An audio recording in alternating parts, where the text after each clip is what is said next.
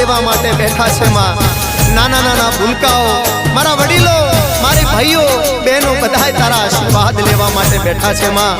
દેશ વિદેશથી ભગવતી તને આજ બધા નમન કરી રહ્યા છે માં। તો બધાયની આશાઓ પરિપૂર્ણ કરી માં, અને માં બધાયને આશીર્વાદ આપજે, બધાયને માં આશીર્વાદ આપજે માં।